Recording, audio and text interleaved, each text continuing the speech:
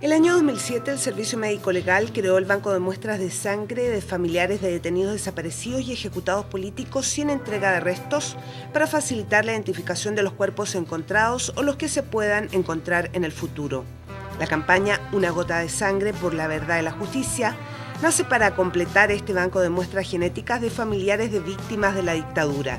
Es un equipo que a mí me parece que realmente tiene mucha intención de buscar la verdad, de ayudar a los familiares.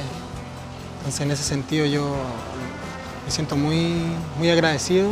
Todavía no se pueden reconocer muchos, la mayoría más bien. Y eso son cosas que la gente en general no sabe y cosas que hay que revertir y que con la fuerza de los jóvenes es importante. Con ello, se busca identificar a las familias de víctimas de las cuales aún no se tiene registro de un universo aproximado de 2.000 muestras que faltaría por tomar tanto en Chile como en el extranjero. La donación de muestra de sangre y los análisis genéticos para los familiares son 100% confidenciales. Pueden colaborar en la toma de muestras todos los familiares de detenidos desaparecidos y ejecutados políticos sin entrega de cuerpos que vivan en cualquier lugar del mundo. Yo sé que es difícil. Yo luché junto con mi familia durante 40 años para encontrar a los restos de mi hermano.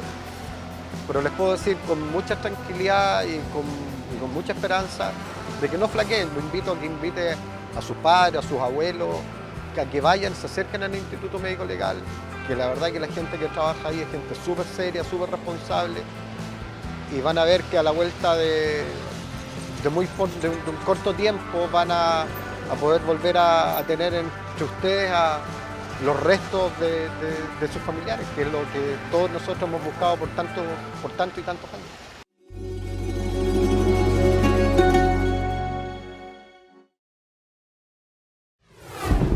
Con el auspicio de Campaña Alto a los Incendios Forestales. De ti depende prevenirlos. Provida, una compañía MetLife para estar cerca de ti toda la vida. Presenta.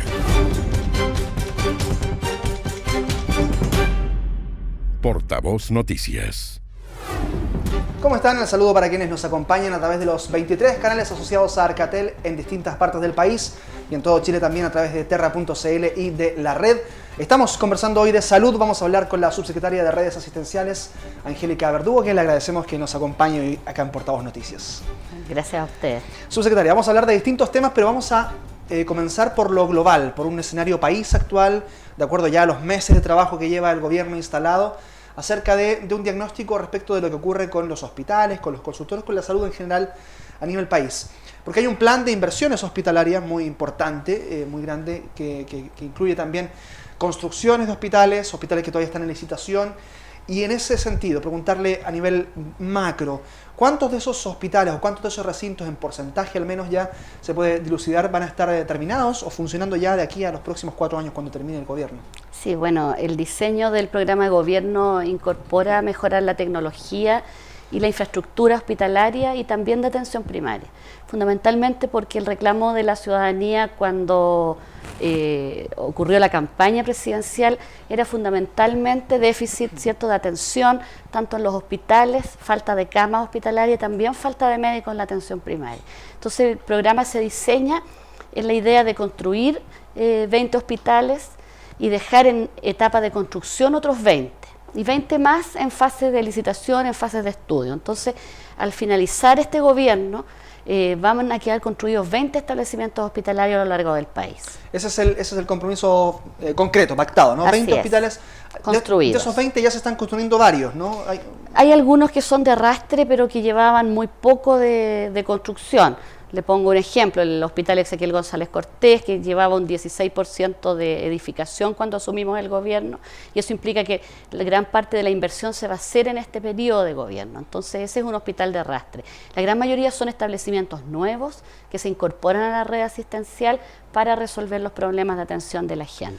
Y bueno, eso es un término entonces hospitales. Por otro lado, a nivel global también usted hablaba de camas, cerca de 3.000 camas nuevas aproximadamente. ¿Cuáles son las zonas más críticas en ese ítem, por lo menos, que se deben atacar hoy en día? Desgraciadamente son las zonas más pobladas. Desgraciadamente digo porque la gente siente muchas veces de que en provincias se hace poca inversión, pero la verdad que lo que ocurre es que donde está la principal concentración de población es donde hay más déficit de camas.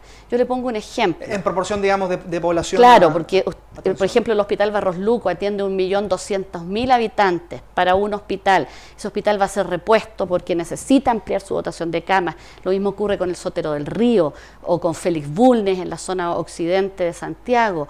Entonces hay mucho déficit de camas en las grandes capitales, en Santiago, en Concepción, por cierto, en la 9ª región, en la Araucanía, en la 5ª región, donde se concentra la población en el país, es donde hay mayor déficit de camas. Bueno, la presidenta Bachelet fue ministra de Salud también anteriormente a su primer mandato, luego tuvo 4 años de gobierno y ahora está en este segundo mandato.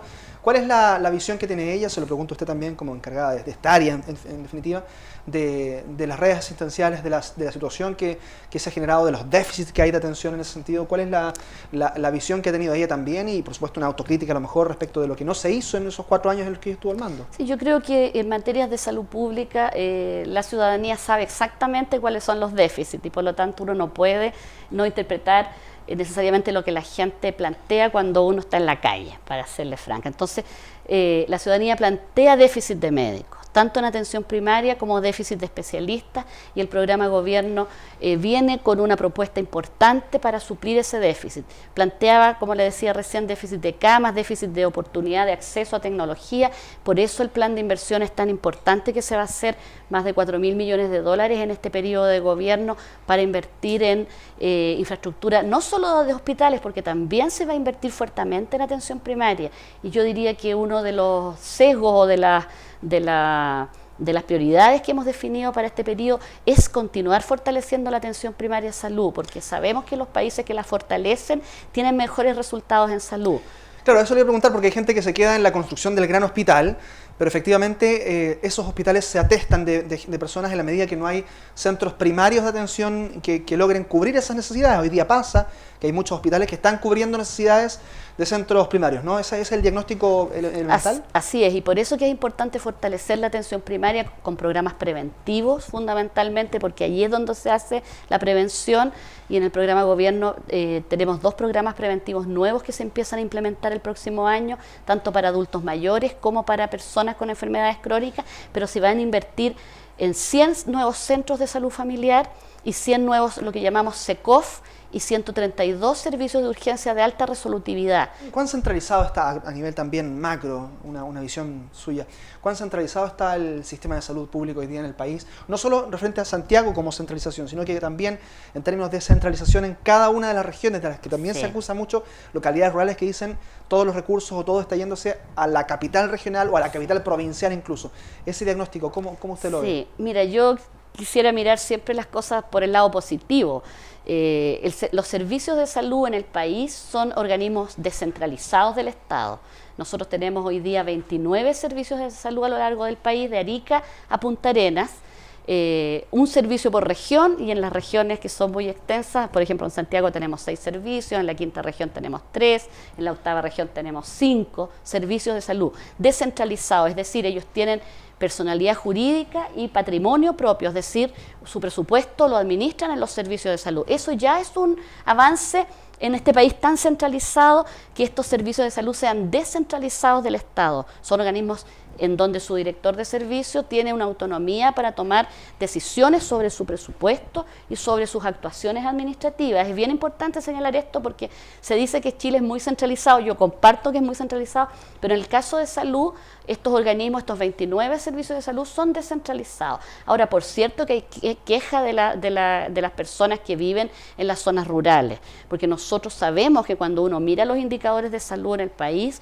evidentemente los servicios de salud que tienen mucha ruralidad y mucha población indígena, y cuando uno mira sus resultados de salud, estos resultados de salud son peores que el resto del país. En el promedio se esconden grandes diferencias que afectan a la gente de zonas más vulnerables. ¿Qué estamos haciendo? Nosotros tenemos un programa que se llama de equidad en salud rural, que es un programa que aporta recursos fundamentalmente a las zonas rurales, a las zonas que tienen mayor dispersión geográfica y que tienen también condiciones de población pobre e indígena, y estamos haciendo entonces un aporte directo a esas localidades para mejorar tanto la conexión. Este año, de hecho, compramos muchas ambulancias para las zonas, por ejemplo, en Araucanía Norte se hizo la entrega hace unos días atrás de una cantidad importante de ambulancias para esa zona, gracias a este programa de Equidad Rural, que para el año 2015 viene con nuevos aportes desde el gobierno para mejorar el acceso de la gente que vive en zonas apartadas. Bueno, y todo este diagnóstico también tiene que ver mucho con los especialistas. Vamos a profundizar en este tema, pero antes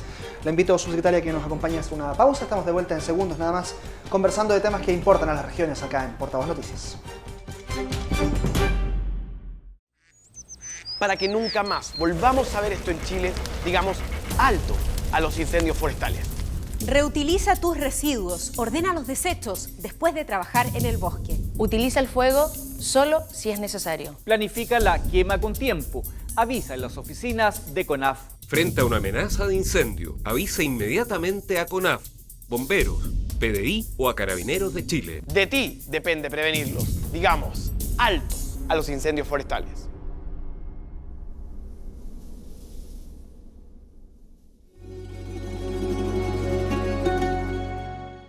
Ya sé cómo administrar mis ahorros. Y con Provida siempre sé cuánto tengo. Es muy fácil averiguarlo. Siempre hay alguien para responder mis dudas. Hasta me envían mensajes para guiarme si lo necesito. Me siento seguro con las decisiones que tomo. Es que en Provida es todo tan clarito, por eso sigo con ellos. Para que elijas la vida que quieres vivir, hoy Provida es una compañía MetLife con toda la asesoría, atención en internet y la mayor red de oficinas establecidas en todo el país para estar cerca de ti toda la vida. Provida, una compañía MetLife.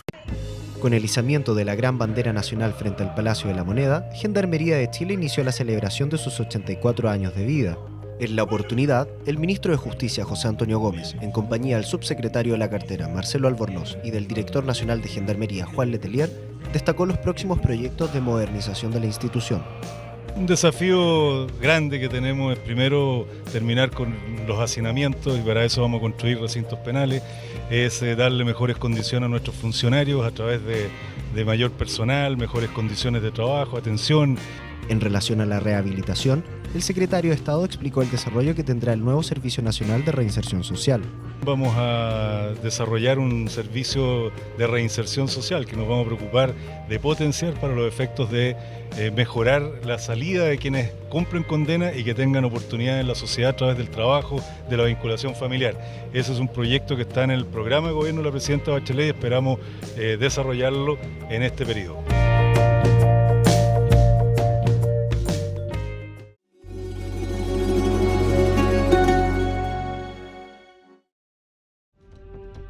Muy bien, estamos de regreso en esta conversación acá en Portavoz Noticias con la subsecretaria de Redes Asistenciales, Angélica Verdugo. Hablábamos de necesidades que tienen las regiones, también por supuesto a nivel país, el sistema de salud público. Y hablemos de los especialistas, porque es una de las grandes carencias que tiene el país a nivel territorial, que ha provocado grandes protestas, muchas veces marcadas por zonas específicas. En Tocopilla, por ejemplo, hace algún tiempo una protesta que marcó al país por la necesidad de médicos especialistas en una ciudad que prácticamente no tiene, y así como en Tocopilla ocurre, se replica en muchos lugares más. Y avanza el tiempo y por supuesto las carencias también, las necesidades afligen. En ese sentido, hablar de este plan de médicos especialistas que ustedes han presentado en los últimos días, ¿cómo se avanza en concreto? Bueno, efectivamente se basa en la necesidad que todo el mundo conoce de contar con más especialistas, fundamentalmente porque la población chilena ha envejecido y al presentar una mayor expectativa de vida, también las personas tenemos necesidades distintas, y es así como aumenta entonces la necesidad de oncólogos, aumenta la necesidad de anestesistas porque hay que generar más intervenciones quirúrgicas a la gente mayor, y sobre todo aumenta la necesidad de atender patologías como las cardiovasculares, que tienen necesidad importante de especialistas. El programa de gobierno incorpora formar 4.000 especialistas nuevos para el país en este periodo entre el año 2015 y el 2018. Esto significa que nuestro compromiso es formar 1.000 especialistas al año. ¿Cómo estamos pensando el diseño? lo estamos pensando fundamentalmente aumentando la capacidad formadora de las universidades que tradicionalmente han formado especialistas en el país. Ya tenemos buenas noticias con la Universidad de Chile, que ha ofrecido ampliar en 40% más sus cupos de formación. Eso es muy importante porque lo que cuesta es generar la capacidad de formar especialistas, porque para eso se requiere otros especialistas que estén haciendo la docencia, campos clínicos adecuados para formar especialistas, y también universidades de regiones como la Universidad de Concepción ha ofrecido duplicar su capacidad formadora de especialistas. Pero no solo eso, también estamos haciendo alianzas con universidades de regiones, y yo creo que eso es importante en el caso de la zona norte del país que usted mencionó.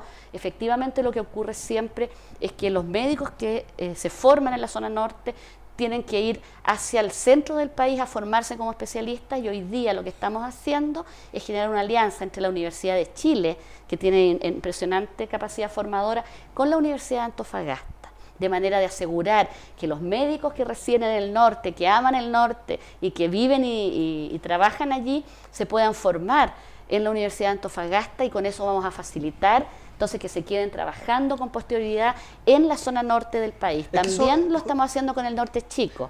Justamente antes eso le iba a preguntar, porque claro, una cosa es que se formen y logren tener una capacidad educativa que logre hacer que haya más especialistas, pero de ahí en más también hay que retenerlos en su propia zona, ofreciéndoles buenas condiciones, ofreciéndoles condiciones hospitalarias mínimas, de salarios también. En ese sentido me imagino hay una propuesta, ¿no? Así es, la política implica aumentar la capacidad formadora entonces en regiones, para que los médicos que son de regiones se formen en su región y se queden allí. También con el plan de inversiones vamos a tener nuevas infraestructuras y nueva tecnología. A los médicos que se han formado les interesa mucho tener tecnología de punta para poder ejercer su especialidad. Si usted se forma en oftalmología, cuando vuelva al hospital necesita tener en el hospital donde usted regrese los dispositivos para poder atender las personas. Entonces ese es un requerimiento que los especialistas hacen, y con este plan de inversión tan importante vamos a tener tecnología, y también generar otra cosa que a los médicos nos interesa mucho y les interesa a los que se están formando para después quedarse, es tener también educación continua. Porque usted puede ir a formarse como especialista, vuelve a un hospital y pasan a veces 5 o 10 años y nadie lo vuelve a actualizar. Y usted sabe que en medicina es tremendamente importante la actualización, tener acceso a información del exterior, tener posibilidades de visitar otras experiencias. Entonces vamos a entregar un programa de formación continua a los especialistas, de manera de que tengan mejor tecnología, que se formen en regiones, que se puedan quedar cerca de sus familias de origen, y también programas de formación continua para incentivar la permanencia en el sector público. Perfecto. Hay un tema también importante que ustedes han presentado, que es este plan de médicos familiares. Si nos puede explicar un poco, en síntesis, nos quedan unos minutos antes de la pausa, ¿de qué se trata este plan de médicos familiares? Es como un continuar el médico de cabecera antiguamente, ¿no? Sí, para atención primaria tenemos dos modalidades de formación. Los médicos de familia, justamente, que es una especialidad que se otorga en algunas universidades y que son médicos especialistas, orientada su formación fundamentalmente hacia la pediatría, la medicina interna, la psiquiatría, la ginecología. Entonces usted encuentra en un profesional esas expertices que permiten que se haga cargo de la atención de un grupo familiar, que es el modelo de atención con que funcionamos en atención primaria. Y también estamos fomentando la formación de especialistas básicos para la atención primaria, pediatras, psiquiatras, internistas, de manera de asegurar, con un incentivo también económico, que esos médicos se queden a trabajar en la atención primaria, con lo que vamos también a disminuir el impacto en las listas de espera, porque vamos a resolver más cerca del domicilio los problemas de salud de la gente. Perfecto. Hay preguntas que nos llegan desde las distintas regiones, las vamos a ir respondiendo, pero antes los invito a que hagamos una nueva pausa y estamos de regreso con los últimos minutos de conversación con la subsecretaria de Redes Asistenciales, Angélica Verdugo, acá en Portavoz Noticias.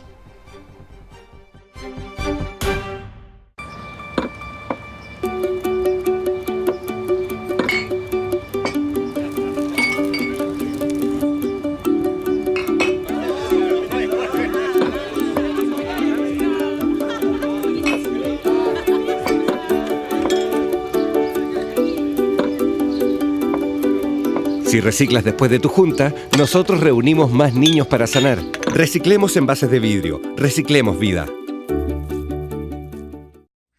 Para que nunca más volvamos a ver esto en Chile, digamos alto a los incendios forestales.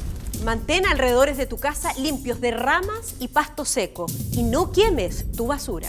Trabaja con tus vecinos y haz acciones de prevención en las áreas comunitarias. Frente a una amenaza de incendio, avisa inmediatamente a CONAF, bomberos, PDI o a Carabineros de Chile. De ti depende prevenirlos. Digamos, alto a los incendios forestales.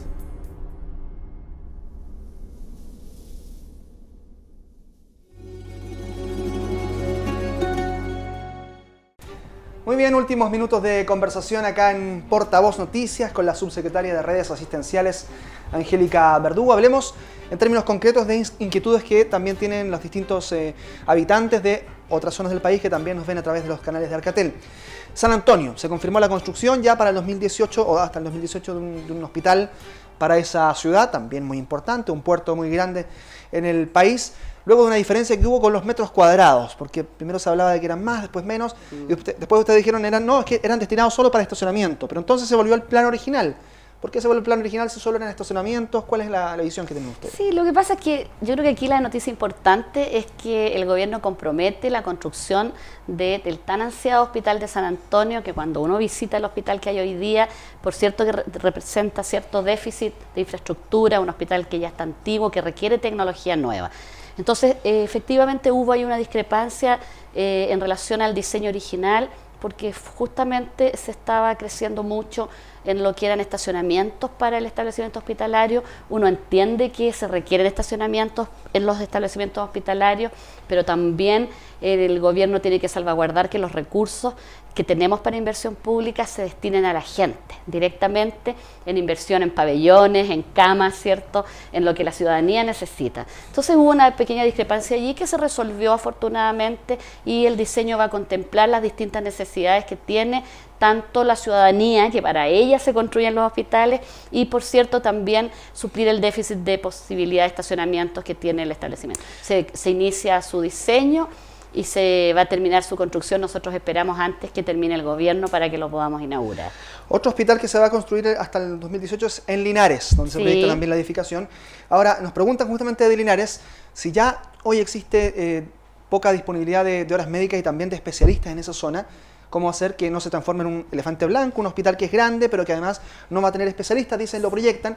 Ya hablábamos obviamente de la posibilidad de tener nuevos especialistas en zonas, pero Linares no es una zona que tenga tampoco una universidad donde haya médicos preparándose. Mire, la Universidad del Maule también va a ser fortalecida dentro de este programa de formación de especialistas a través de la Pontificia Universidad Católica. Esta es la Universidad Católica del Maule, hay una alianza estratégica de formación de especialistas también en el Maule. Entonces, cuando nosotros hacemos un plan de inversiones de esta envergadura, responsablemente estamos haciendo en paralelo un plan de formación de especialistas. Los hospitales se demoran entre 3 a 5 años en construirse según el tamaño, y es lo mismo que nos demoramos en sacar nuevas horneadas, perdóneme la expresión, de especialistas. Por lo tanto, yo le quiero decir a la gente que los proyectos de hospitales, cuando se construyen responsablemente también con recursos desde el Ministerio de Hacienda, en este caso, para dotarlos de mejores recursos humanos o de más recursos humanos, y también la formación de especialistas que vamos a hacer en este programa que anunció la Presidenta nos va a permitir contar con nuevas generaciones de especialistas para atender a la ciudadanía.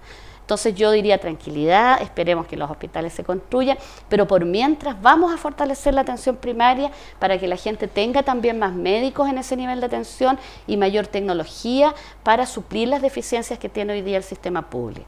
En La Serena nos preguntan que, claro, una de las comunas con mayor crecimiento según el último censo, capital regional además, con buena calidad de vida, pero de todas formas necesitan un hospital regional y no está proyectado para esa ciudad en particular un hospital. No, pero está proyectado en etapas. Lo que se va a construir en la primera etapa fue lo que la señora Presidenta prometió en terreno en su visita, el CDT de La Serena, que es el Centro Diagnóstico y Terapéutico. Eso significa CDT, y este es el área ambulatoria, pero no solo el área ambulatoria con más especialistas, sino que además con mucha mejor tecnología. Eso es lo que es un CDT. Y el CDT es la primera etapa de la construcción del hospital. Se prometió en este gobierno finalizar la construcción del CDT, y nosotros esperamos, por cierto, que en el siguiente periodo se construya entonces la parte de atención cerrada del nuevo hospital de La Serena.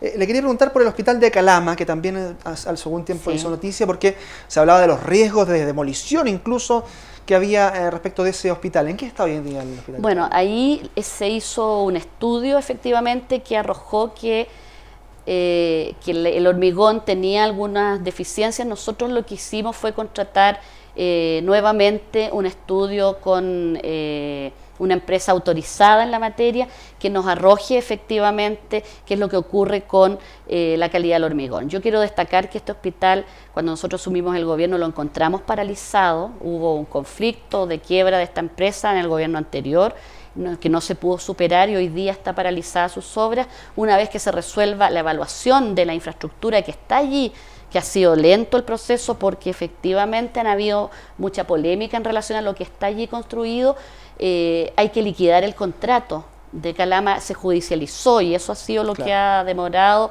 el finiquitar ese proceso administrativo para volver a licitar. Nosotros esperamos y confiamos en que en el primer semestre del próximo año vamos a estar reiniciando obras de ese hospital. Me preguntan también por la creación posible en algún momento de un centro oncológico infantil en la zona norte, que hace falta también. ¿Eso es posible, se prevé, o simplemente la especialización de justamente médicos oncólogos en la zona puede paliar el que no haya un centro especializado? Bueno, en la zona norte del país se ha ido desarrollando un polo oncológico en Antofagasta, justamente a propósito de lo que fue la construcción del centro de radioterapia en Antofagasta en el gobierno también pasado de la presidenta Bachelet, y efectivamente hoy día nosotros tenemos la atención oncológica tanto de adultos como infantil desarrollada en polos de referencia, fundamentalmente por lo que usted señala, pero que no tiene que ver solo con el déficit de especialistas, sino que cuando la oncología requiere tal nivel de especialización, lo que se hace es concentrar la atención en algunos establecimientos hospitalarios del país, de manera de que los niños lleguen, por ejemplo, al Hospital Calvo Maquena en Santiago, a atenderse con los mejores especialistas del país, a hacerse las terapias en donde se han hecho muchos tratamientos para niños y no estemos, ¿cierto?, aprendiendo con nuestros niños. Por eso que el país tiene centros cardioquirúrgicos o centros neuroquirúrgicos o centros oncológicos que están dotados de la mejor especialización y la mejor infraestructura, porque los centros de referencia cumplen ese requisito de que estén los mejores especialistas para asegurarnos que los chicos tengan, por cierto, la mejor oportunidad de tratamiento, siendo beneficiarios del sistema público. A eso aspiramos. Entonces, sí, es cierto que hay que mejorar el desarrollo de las especialidades en provincias y estamos trabajando para eso con nuestro plan, pero también es importante señalarle a la gente que no siempre vamos a tener todo en todos los lugares, porque pensar eso yo creo que es engañar a la ciudadanía. Nosotros hoy día estamos instalando telemedicina, por ejemplo, en todos los hospitales para llegar con la opinión del especialista al lado de la cama del paciente, pero no necesariamente vamos a tener un especialista parado al lado de cada cama de paciente, no sé si se entiende bien, pero sí a través del sistema de telemedicina usted puede opinar como especialista de lo que le está pasando a un enfermo en un hospital rural y llegar con esa opinión y con esa expertise que es lo que la gente necesita. Subsecretario, nos quedan 30 segundos, pero a modo de cierre también hablar de procesos que han sido complejos en términos de la construcción de hospitales. En Pitrufquén, por ejemplo, el mismo Hospital de Calama, donde se habla de la fiscalización a las empresas constructoras, porque claro, se paran contratos, se relicitan y todo eso vuelve a demorar procesos. Entonces, en ese sentido, ¿cómo mejorar esa fiscalización a las empresas constructoras? Dos cosas nosotros hicimos ahí. Una, modificamos las bases de licitación, porque creíamos que efectivamente lo que hay que hacer es poner algunos requisitos que impidan que estas empresas quiebren, por ejemplo. Y eso era una debilidad de las bases que existían. Entonces estamos mejorando las bases para ponerle mayores requisitos a las empresas para no arriesgarnos a contratar empresas que después van a tener problemas de capital. Y por otro lado, también estamos mejorando los equipos técnicos en los servicios de salud y en el ministerio que nos permitan dotarnos de mejor capacidad técnica para supervisar estas construcciones de manera de tener día a día la impresión de lo que está ocurriendo y no llegar, ¿cierto?, con retrasos a la entrega de los hospitales o con quiebras de empresas, que ha sido con lo que nos hemos ido encontrando cuando asumimos el gobierno. Perfecto. Subsecretaria Angélica Verdugo, queremos agradecerle la disposición por responder las preguntas que llegaban de las regiones también y, por supuesto, por aceptar la invitación de Portavoz Noticias. Muchas gracias a ustedes. Muy bien, y a ustedes también, como siempre, agradecerles que nos hayan acompañado desde el otro lado de la pantalla. Que esté muy bien, nos reencontramos muy pronto. Campaña Alto a los incendios forestales. De ti depende prevenirlos. Provida, una compañía MetLife para estar cerca de ti toda la vida. Presentó. Portavoz Noticias.